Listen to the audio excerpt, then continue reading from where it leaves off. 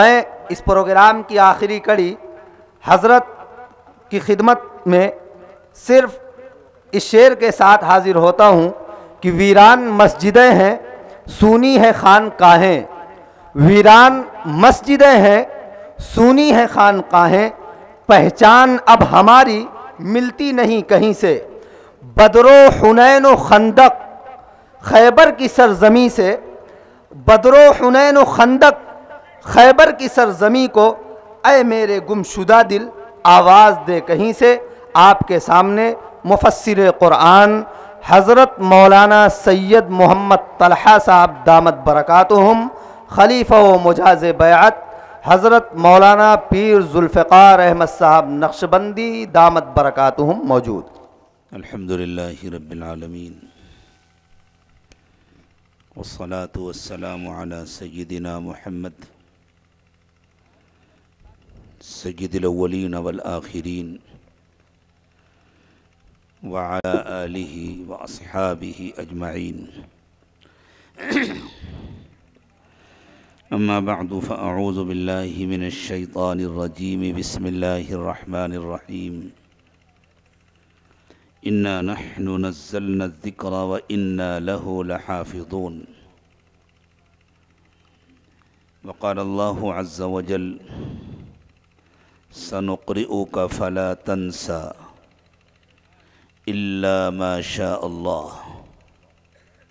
وقال تعالى لا تحرك به لسانك لتعجل به إن علينا جمعه وقرآنه فإذا قرأناه فاتبع قرآنه ثم إن علينا بيانه، سبحان ربك رب العزة عما يصفون وسلام على المرسلين والحمد لله رب العالمين، اللهم صل على سيدنا محمد وعلى آل سيدنا محمد وبارك وسلم، اللهم صل على سيدنا محمد وعلى آل سيدنا محمد وبارك وسلم، اللهم صل على سيدنا محمد وعلى آل سيدنا محمد وبارك وسلم۔ قرآن پاک ایک مکمل معجزہ ہے، ہر جہت سے، ہر پہلو سے معجزہ ہے، اور دنیا میں اتنی بڑی تعداد میں قرآن کے حفاظ کا پایا جانا، اور ہر سال مدارس اسلامیہ سے اس تعداد میں مسلسل اضافہ ہوتے رہنا، یہ خود ایک معجزہ ہے۔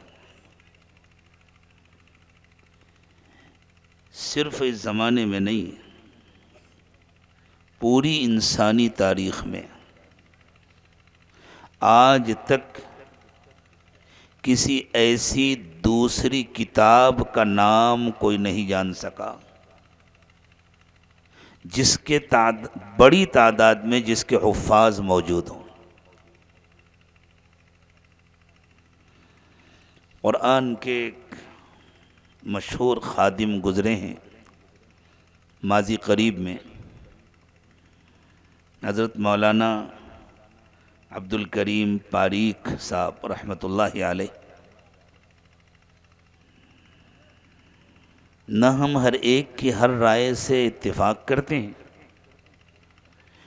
اور نہ اختلاف کی وجہ سے ہر ایک کو مسترد کرتے ہیں۔ اللہ تعالی ہمیں اعتدال نصیب فرمائے۔ ہر انسان کی کسی رائے سے اختلاف کیا جا سکتا ہے، لیکن اگر اس نے کچھ قابل قدر خدمات انجام دی ہیں تو ان کا اقرار اور اعتراف بھی ہونا چاہیے۔ اللہ نے اپنے اس بندے سے بھی بہت سارے کام لیے، ان کو اللہ تعالیٰ نے بہت خاص سلیقہ دیا تھا، بہت ہی متوازن لب و لہجے میں برادران وطن کے سامنے اللہ کا پیغام پیش کرنے کا۔ ناگپور میں رہتے تھے، ناگپور RSS کا مرکز ہے، RSS والے بھی مختلف موقعوں پر ان کو اپنے پروگرام میں مدعو کرتے تھے. انہوں نے مجھے خود یہ واقعہ سنایا، بڑا پرلطف واقعہ ہے. کہنے لگے ایک جگہ برادران وطن کا کوئی بڑا پروگرام تھا اور ان لوگوں نے مجھے بھی مدعو کیا ہوا تھا. میں وہاں گیا تو میں نے دیکھا کہ شروع میں ایک محترمہ ہیں جن کی بہت غیر معمولی عزت افزائی کی جا رہی ہے، جو ان لوگوں کا طریقہ ہوتا ہے. کہتے ہیں مجھے فکر ہوئی انہوں نے ایسا کون سا کارنامہ انجام دیا ہے، اتنی عزت افزائی ہو رہی ہے. تو ان سے پوچھا گیا، انہوں نے بعض منتظمین سے پوچھا کہ بھئی اس بہن نے ایسا کون سا کام کیا ہے. تو ان لوگوں نے بتلایا کہ اچھا آپ کو معلوم نہیں ہے، انہوں نے وید کے فلاں اشلوک زبانی یاد کیے، کچھ حصہ زبانی یاد کیا، پوری وید نہیں، کچھ حصہ. مولانا کہتے ہیں میں نے مجمع پر ایک نظر ڈالی تو اس میں کچھ مسلمان بھی نظر آئے، کچھ علماء بھی شکل صورت سے نظر آئے. چونکہ کچھ مسلمان علماء بھی مدعو تھے، خود مولانا عبدالکریم صاحب مدعو تھے تو مسلمان بھی مجمع میں تھے. وہ کہتے ہیں میں اس علاقے میں پہلی مرتبہ گیا تھا، مجھے اس علاقے بارے میں کچھ نہیں معلوم تھا. میں نے ایک صاحب کو بلایا اور بلا کر کہا یہاں قریب میں کوئی مدرسہ ہے؟ تو انہوں نے کہا جی ہے. کہ جہاں حفظ کی تعلیم ہوتی ہو. کہا ایک کام کریں، ذرا آپ چلے جائیں اور 10 حافظ بچوں کو لے آئیں. 10 بچوں. وہ چلے گئے، جا کے لے کہا ان سب کو اسٹیج پہ بیٹھا دی. ان لوگوں کو تعجب ہوا دیکھ کر کے، مدرسے کے طلباء کرتا پیجامہ داڑھی والے اور سب نو عمر بچے، جیسے یہ جس عمر کے یہ بچے ہیں 10 بچے بیٹھا دیے. مولانا کہتے ہیں جب میرا نمبر آیا تقریر کرنے کا، اچھا ان لوگوں نے کوئی اعتراض نہیں کیا، بیٹھنے دیا، بھائی انہوں نے بلایا ہے، ہمارے معزز مہمان ہیں. تو مولانا نے پہلے تو بہت سراہا، بہت تعریف کی، مجھے بہت خوشی ہوئی ہماری بہن نے ویدوں کے چند اشلوک یاد کیے اور آپ لوگوں نے ان کی عزت افزائی کی، ایسا ہونا چاہیے، بہت خوشی کی بات ہے. یہ کہنے کے بعد پھر یوں کہا کہ آپ کو پتہ ہے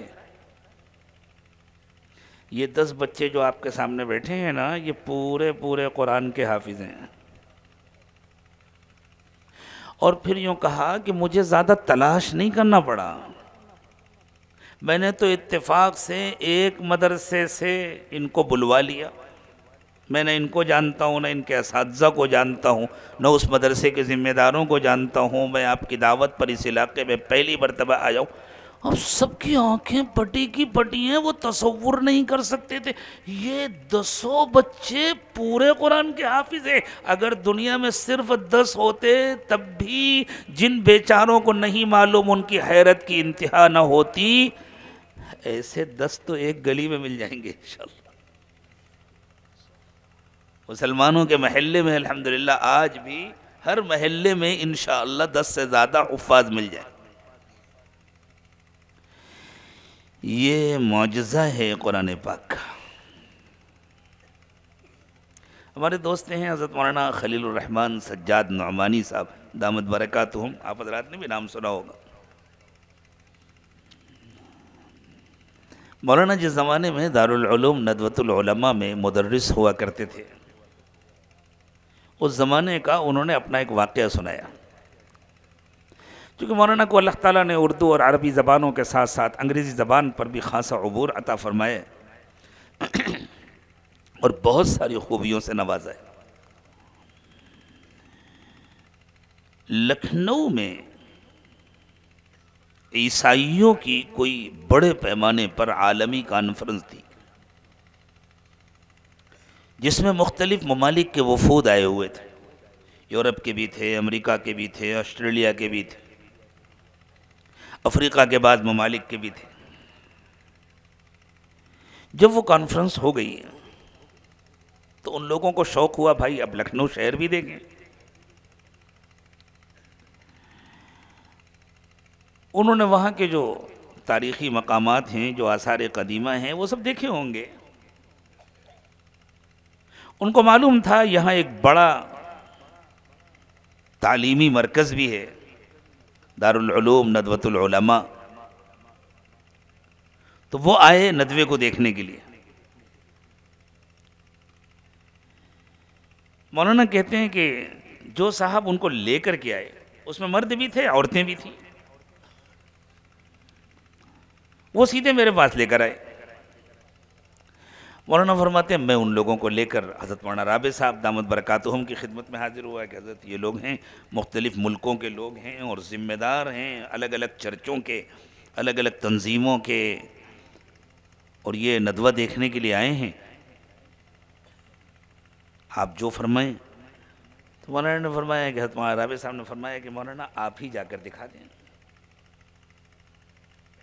مولانا سجاد نعمانی صاحب کہتے ہیں میں ان کو لے کر کے چلا، میں نے مختلف درسگاہیں دکھائیں، مختلف شعبے دکھائے، ان کا تعارف کرایا، لائبریری دکھائی، اس کے بارے میں تفصیلی معلومات دی، وہ بہت اطمینان سے سنتے رہے، وہ پڑھے لکھے لوگ تھے۔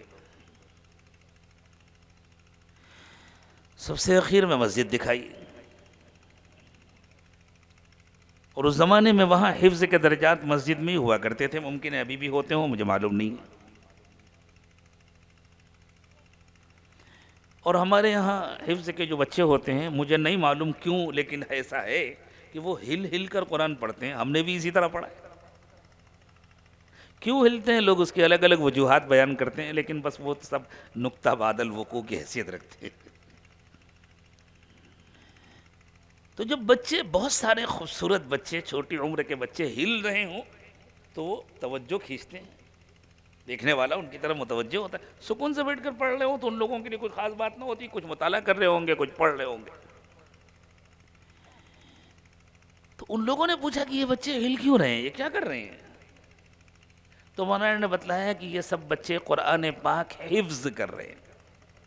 انگریزی میں جب ان کو سمجھایا یہ حفظ کر رہے ہیں تو انہوں نے حیرت کے ساتھ پوچھا پورا قرآن زبانی بغیر دیکھے؟ مولانا نے کہا ہاں اس میں حیرت کی کیا بات ہے، ان میں سے اکثر بچے ایسے ہیں جو ایک مرتبے میں پورا قرآن سنا سکتے ہیں۔ الحمدللہ اللہ کا فضل ہے، ہمارے حفظ کے درجات کے طلبہ ایسے ہی ہوتے ہیں اور ایسے ہونا بھی چاہیے، جو ایک بیٹھک میں اطمینان سے پورا قرآن سنا سکتے ہیں۔ ایک عورت تھی غالباً فرانس کی، اور وہی اس وفد کی لیڈر بھی تھی، گروپ لیڈر بھی وہی تھی۔ اس نے ایک سانس کھینچ کر کہا اف ہو، آج سمجھ میں آیا۔ مولانا کہتے ہیں میں سمجھ گیا، لیکن میں اس کی زبان سے کہلوانا چاہتا تھا، اس لیے میں نے کہا کہ بہن کیا کہا آپ؟ انہوں نے کہا نہیں کوئی خاص بات نہیں، کہا نہیں آپ بتلائیں کوئی خاص بات تو ہے۔ اب ادھر سے انکار ادھر سے اصرار، اخیر میں اس نے کہا کہ اصل میں آپ لوگوں کو پتہ نہیں ہے کہ ہم دنیا سے قرآن کو مٹانے کے لیے ہر سال کتنا بڑا فنڈ خرچ کرتے ہیں، اور اب تک ہم کتنے مشورے کر چکے، کتنی تدبیریں اختیار کر چکے۔ میں سوچتی تھی، میرے سمجھ میں نہیں آتا تھا یہ قرآن کیا چیز ہے، اتنی محنت، اتنی کوشش، اتنی تدبیریں، اتنے مشورے، اتنی سازشیں، اتنے اخراجات کے باوجود یہ دنیا سے ختم ہوتا کیوں نہیں ہے؟ آج سمجھ میں آیا، ہم سمجھتے تھے قرآن کاغذ میں لکھا ہوتا ہے، آج پتہ چلا یہ تو دل و دماغ میں لکھا ہوتا ہے، اس لیے نہیں ختم ہو پا رہا ہوں۔ میں نے بچپن میں اپنے بزرگوں سے ایک واقعہ سنا تھا، دہلی میں جب انگریزوں کا تسلط مضبوط و مستحکم ہو گیا تو ایک بیچارہ مغربی یو پی کا دیہاتی مسلمان تھا، ایک بڑے انگریز آفیسر کے گھر میں کام کرتا تھا، اور مسلمان اپنی فطرت سے شریف ہوتا ہے، وہ وفادار ہوتا ہے، بے وفا نہیں ہوتا۔ تو اس آفیسر کو اس بھولے بھالے سیدھے سادے مسلمان پر بڑا اعتماد تھا، وہ بہت دنوں سے کام کرتا تھا، بہت نیک سیدھا شریف آدمی تھا، دیندار بھی تھا، وہ اسے اس کی دینداری پہ کوئی اعتراض نہیں تھا۔ اس نے دیکھا کہ صاحب بہادر کے ہاں بڑی تعداد میں قرآن کے نسخے آتے، پورا ایک اسٹاف ہے جو ان نسخوں کو پیک کرتا ہے، بڑی اچھی پیکنگ ہوتی ہے، اور پھر وہ آگے بھیج دیے جاتے ہیں۔ تو سمجھا یہ کتنے اچھے لوگ ہیں، شاید یہ پوری دنیا میں جہاں جہاں ان کی حکومت ہے قرآن کے نسخے بھیجتے ہوں گے۔ ایک دن اس نے سیدھے پن میں پوچھ لیا کہ یہ قرآن کے نسخے آپ لوگ کہاں کہاں بھیجتے ہیں؟ اس نے سوچا یہ سیدھا سادہ دیہاتی بندہ ہے، اس کو بتلا دینے میں کوئی نقصان نہیں ہے،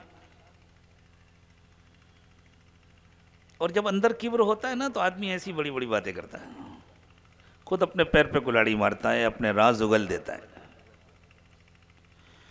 تو اس نے بڑی رعونت سے کہا یہ ہم لوگ سمندر میں ڈلوا دیتے ہیں۔ سمندر میں ڈلوا دیتے ہیں کیوں؟ اصل میں ہم نے منصوبہ بنایا ہے کہ دنیا سے قرآن کو ختم کر دیں گے۔ اس نے کہا ہماری حکومت نے یہ منصوبہ بنایا ہے کہ ہم دنیا سے قرآن کو ختم کر دیں گے۔ اگر ہم قرآن پر پابندی لگا دیں گے تو بہت سارے مسلمانوں کے ملک ہیں جہاں ہماری حکومت ہے، اچانک بغاوت ہو جائے گی، ہمارے لیے سنبھالنا مشکل ہو جائے گا، اس لیے ہم نے پابندی نہیں لگائی۔ تمہیں معلوم ہے ایک ایڈیشن کتنی مشکل سے تیار ہوتا ہے، اس زمانے میں پتھروں کے ذریعے چھپائی ہوتی تھی، ہاتھ سے کتابت ہوتی تھی، اور پھر وہ کاغذ پتھروں میں چپکائے جاتے تھے، پلیٹیں بنتی تھیں۔ ایک ایڈیشن ختم ہو جانے کے بعد دوسرے ایڈیشن کی تیاری میں سال 2 سال لگ جاتے تھے۔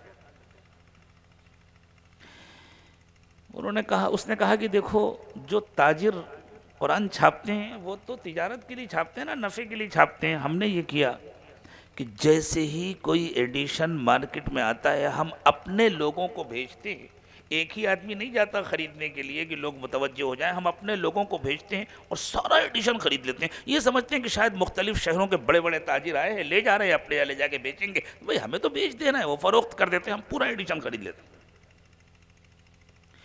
اور ہم پورا ایڈیشن خرید کر کے یہاں پیکنگ کرا کے اس سب کو سمندر میں ڈلوا دیتے ہیں۔ چھاپنے تو جتنے لوگ چھاپ رہے ہیں، ہماری کوشش یہ ہے قرآن چھپتے رہیں، مارکیٹ میں آتے رہیں، ہم خریدتے رہیں، گھروں میں قرآن ختم ہو جائیں، چونکہ جو پرانے نسخے ہیں وہ بوسیدہ ہو جائیں گے۔ اس زمانے کا کاغذ بھی بہت عمدہ نہیں ہوتا تھا، جو مسجدوں میں نسخے رکھے ہیں وہ بوسیدہ ہو جائیں گے۔ اس کے بعد جب لوگوں کو ضرورت پڑے گی اپنے گھروں کے لیے، مسجدوں کے لیے، تو ہم کچھ تبدیلیاں کر کے نئے نسخے تیار کریں گے، اور پھر گھروں میں کوئی پرانا نسخہ ہوگا، کوئی نیا نسخہ ہوگا، اس میں آیت ایسے لکھی ہوگی، اس میں آیت ایسے لکھی ہوگی، آپس میں جھگڑے شروع ہوں گے، اور قرآن پر سے مسلمانوں کا اعتماد ختم ہو جائے گا کہ اس کو صحیح مانے یا اس کو صحیح مانے۔ اس نے اپنا پورا منصوبہ بتلایا تو اس سیدھے سادے بھولے بھالے دیہاتی مسلمان نے کہا حضور میری مانے تو پیسے نہ برباد کریں، کچھ ہونے والا نہیں ہے۔ تو اس نے کہا تم کیا بات کر رہے ہو؟ کہا میں آپ کو بتلا رہا ہوں کچھ ہوئے گا نہیں، آپ لوگ زبردستی اپنی دولت پانی میں ڈال رہے ہیں، پیسے نہ برباد کریں، قرآن نہیں مٹنے والا اور قرآن نہیں بدلنے والا۔ تو اس نے کہا تم یہ کس بنیاد پہ کہہ رہے ہو؟ اس کو تعجب ہوا، یہ بیچارہ ان پڑھ دیہاتی بندہ اور اتنے وثوق سے، اتنے اعتماد سے اتنی بڑی بات کہہ رہا ہے۔ اس نے کہا میں کل بتلاؤں گا آپ کو۔ وہ اور سوچ میں پڑ گیا، کل بتلائے گا، کیا بتلائے گا، کیا بتلاؤ گا؟ کہا میں کل بتلاؤں گا کہ آپ کیوں ناکام ہوں گے۔ ٹھیک ہے بتلانا۔ اس کا ایک 9-10 سال کا بچہ تھا جو حافظ قرآن تھا، مدرسے میں پڑھتا تھا بچہ۔ اس نے اپنے بچے کو لیا اور دوسرے دن ساتھ میں لے کے آیا، اس آفیسر نے دیکھا یہ پہلی مرتبہ اپنے بچے کو لے کر کے آیا ہے، اس کو کیوں لائے ہو؟ کہ وہ کل میں نے آپ سے بات کہی تھی نا، کل بتلاؤں گا، یہ بتلائے گا۔ تو اسے اور تعجب ہوا، ایک تو یہ خود بیچارہ ان پڑھ جاہل آدمی، اور یہ اتنے چھوٹے سے بچے کو لے کر کے آیا ہے، ہماری حکومت کا اتنا بڑا منصوبہ، اور یہ کہہ رہا ہے کہ وہ ناکام ہوگا، وہ فیل ہوگا، اور اس کو بتلائے گا کون؟ کوئی کمیٹی نہیں بیٹھائی گئی، کوئی ٹیم نہیں ہے جس نے ریسرچ کیا ہو، اپنے تحقیق پیش کی ہو، اپنی رپورٹ پیش کی ہو، چھوٹا سا بچہ بتلائے گا۔ ہاں صاحب یہی بتلائے گا۔ کیسے بتلائے گا؟ لیکن ایک قرآن کا نسخہ اٹھا لیجئے۔ اچھا اٹھا لیا۔ وہ جو انگریز آفیسران ہندوستان آتے تھے نا، ہندوستان بھیجے جانے سے پہلے برطانیہ میں ان کو اردو زبان سکھائی جاتی تھی، اور ہندو مذہب کا اور اسلام کا ضروری علم ان کو دیا جاتا تھا۔ وہ پڑھے لکھے لوگ ہوتے تھے، بڑی پلاننگ کے ساتھ کام کرتے۔ اٹھا لیا قرآن، کہیں سے پوچھئے۔ اس نے پوچھا، بچے نے فر فر پڑھنا شروع کر دیا۔ اس کی حیرت کی انتہا نہیں۔ تو پوچھا، بیٹا کتنی جگہ سے کتنا یاد ہے؟ کہا پورا یاد ہے، پورا قرآن یاد ہے۔ فوراً اس کے ذہن میں ایک شیطانی منصوبہ آیا، ایسے جتنے بچے ہیں نا ان کو بھی اٹھوا لیتے ہیں۔ تو اس نے پوچھا، ایسے بچے کتنے ہیں؟ کہا صاحب گنتی نہیں کی جا سکتی، گنتی نہیں کی جا سکتی اتنے۔ آپ نسخے بدلوا دیں گے نا، ہمارے 10-20 حفاظ بیٹھیں گے اور وہ بتلا دیں گے۔ استاذ کھڑا ہوتا ہے تراویح میں قرآن پڑھنے کے لیے، اس کے شاگرد پیچھے سے لقمہ دیتے ہیں، اور جو شاگرد لقمہ دیتا ہے استاذ اسے سینے سے لگاتا ہے، اسے انعام دیتا ہے، ناراض نہیں ہوتا ہے مجھے کیوں ٹوکا، استاذ خوش ہوتا ہے، ماشاءاللہ میرے شاگرد اچھے تیار ہوئے، یہ قرآن کا معجزہ ہے۔ اس انگریز آفیسر کو جب یہ بات معلوم ہوئی، اس نے اوپر رپورٹ دی اور حکومت نے اپنا فیصلہ بدل دیا۔ بھائی واقعی پیسے پانی میں ڈالنے کی ضرورت نہیں ہے، یہ کام ہونے والا نہیں ہے۔ کیسا معجزہ ہے قرآن پاک کا۔ اللہ تعالیٰ نے یہ بھی دکھایا، اللہ اپنی قدرت دکھاتے ہیں اور خوب دکھاتے ہیں۔ اللہ نے اعلان فرمایا نا، اِنَّا نَحْنُ نَزَّلْنَا الذِّكْرَ وَإِنَّا لَهُ لَحَافِظُونَ، ہم نے اتارا ہے، ہم نے، زور دے کر ہم نے اتارا۔ حضرت مولانا علی میاں رحمہ اللہ اس آیت کا ترجمہ کیا کرتے تھے، ماں بدولت نے اس قرآن کو اتارا ہے۔ الفاظ کم ہیں اس کا ترجمہ کرنے کے لیے۔ اردو کا کیا، دنیا کی ہر زبان کا دامن بہت تنگ ہے، بہت محدود ہے۔ بڑی شان کے ساتھ اللہ کہہ رہے ہیں، سنو دنیا والو، سنو، توجہ کے ساتھ سنو، اور ابلیس تو بھی سن، یہ ہمارا فیصلہ ہے، ہم حفاظت کریں گے اس کی، اس کو ہم نے رہنے کے لیے اتارا ہے، مٹنے کے لیے نہیں۔ اسی لیے نام نہیں لیا قرآن کا، اللہ چاہتے تو کہتے اِنَّا نَحْنُ نَزَّلْنَا الْقُرْآنَ، لیکن اس سے زیادہ معنویت ہے اِنَّا نَحْنُ نَزَّلْنَا الذِّكْرَ میں۔ ذکر کے معنی ہے نصیحت۔ نصیحت موجود رہے گی تب لوگوں کو نصیحت ملے گی نا، اور انسانوں کو نصیحت کی تو آخری دم تک ضرورت ہے، جس طرح ہر زندہ انسان کو آکسیجن کی آخری سانس تک ضرورت ہے، اسی طرح روحانیت کی اور نصیحت کی آخری دم تک ضرورت ہے۔ اللہ کہہ رہے ہیں یہ انسانوں کی سب سے بڑی ضرورت ہے، اس لیے ہم نے یہ فیصلہ کر کے اسے اتارا ہے۔ جب تک دنیا میں انسان رہیں گے اس وقت تک اللہ کا کلام رہے گا، اور جب اللہ کا کلام نہیں رہے گا تو دنیا میں انسان بھی نہیں رہیں گے، سب ختم کر دیے رہیں گے۔ اس لیے لوگوں لگا لو اپنی طاقت۔ یہ کئی تقریریں ایک ساتھ ہو رہی ہیں، ادھر سے کیسے آواز آ رہی بھائی تم لوگ چپ رہو، میرا بولنا کافی ہے۔